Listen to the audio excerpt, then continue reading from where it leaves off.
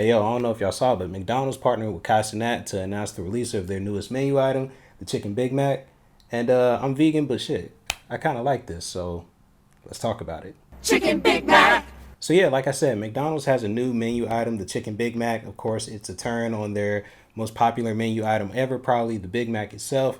And to announce that they partnered with Kai Cenat on a campaign and a spot called "Can I Please Have a Chicken Big Mac?" Now, for those who don't know who Kai Cenat is, he's one of the biggest streamers on the planet. Millions of Twitch streamers. He's been on the scene for quite a while. Done a couple of brand partnerships, but I think this might be the biggest one to date. Now, for those who haven't seen the commercial, it is a play on a famous Kai Cenat spot. If you go to YouTube and type in Kai Cenat Choir, the first thing that's going to pop up is a clip of him from a skit he did a couple years ago, and it's called Picking Up a Girl with the Choir, or Picking Up Girls with the Choir.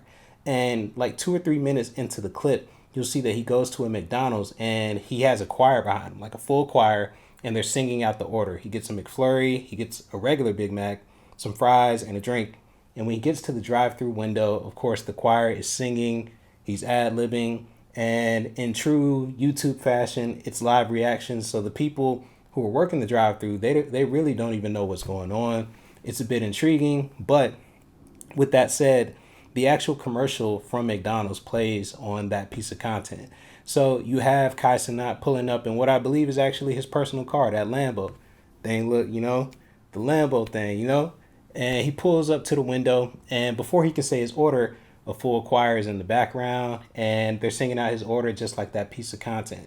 So really dope moment for those who have been on Kai's journey for a while, or who've been following his journey, because they get to see one of their favorite pieces of content translate into a full scale commercial. So that was one piece of it, right? We have the Kai Cenat commercial, but yeah, doubling down on what he did with the actual commercial, Kai followed that up with the actual live stream. And if I had to think about this from a marketing standpoint, I would imagine that probably somewhere in the contract they put, we're going to do the commercial, but we need you to do one live stream about the product, and we need you to do a few social posts about it as well. Could be wrong. Kai, if you see this, salute to you on the work, and let me know.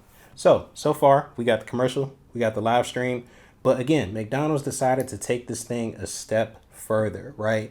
I saw a tweet from the marketing director over at McDonald's. I don't want to post it because I don't, I just saw this during research. I don't want to get into this stuff. But basically, apparently, I guess there's this thing about Kai Cenat being the new iCarly. So they're like, okay, well, why not just make a stream? So they gave the world Kai Carly. And Miranda Crossgrove came on there. And then like the little purple Muppet thing, I forgot his name. Is it Grimace? No disrespect, McDonald's, but I think that's Grimace. And yeah, they came on there, danced, did a whole thing. So naturally, at this point, McDonald's is pulling in numbers between the paid media that they're doing, if they're actually paying for this partnership with Kai, and the earned media impressions from people talking about this on Twitter, on Twitch, on all the social media platforms. Really, really stellar piece of work. But of course, as we know, no campaign is complete without an experiential component. So when you ask yourself, what did McDonald's do from an experiential component to complete this campaign?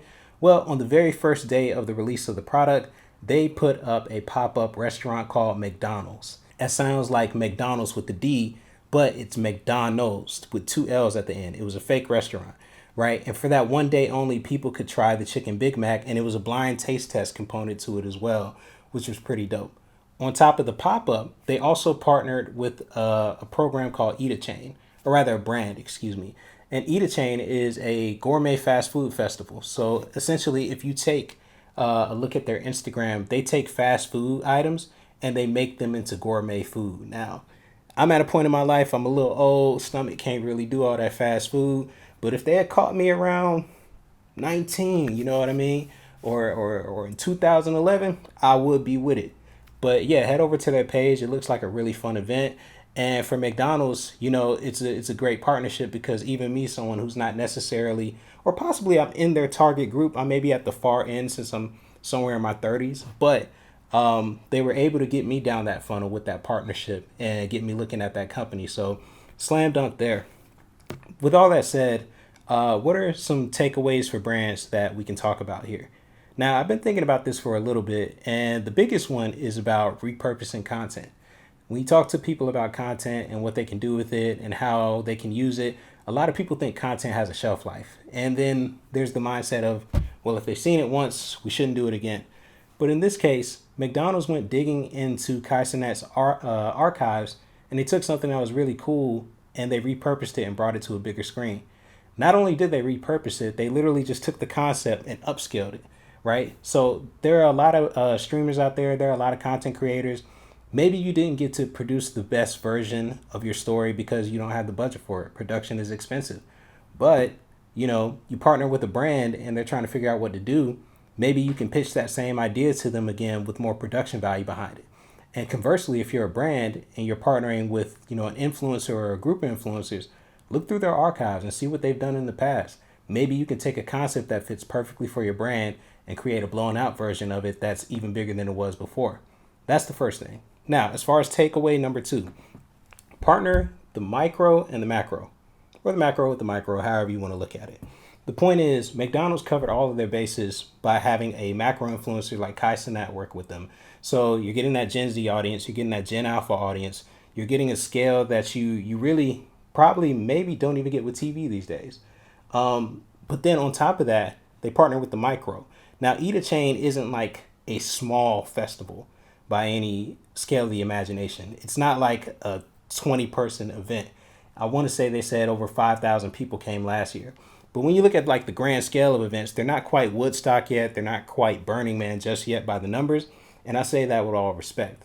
I say that to say they're growing and up and coming. So they took someone who's established firmly with this generation, with a brand that's on the come up, that people are really starting to get to know and love, and they paired them together. So that way you get mass audience, like the mass general appeal that people care about. And then you get the diehard fast food fans. So now you've captured a wide breadth of an audience. And yeah, I mean, with that in mind, if you haven't seen the commercial yet, highly recommend you check it out. If you haven't seen pieces of the stream, check it out as well. I think a lot of the work Kai does is pretty cool. Because, to do like a 24-hour stream of just like live comedy, like and really have to think on the fly, like a lot of people really can't do that. So it's definitely a talented dude. And McDonald's has been killing it with multicultural marketing, as we all know, from like the rapper meals they did a couple of years ago to what they're doing now. So stellar all around. Got to give kudos to the brand, kudos to the creative agency. And yeah, man, kudos to everybody watching this right now. So with that said, man, this is another episode of Beats and Billboards. See y'all next week. Peace.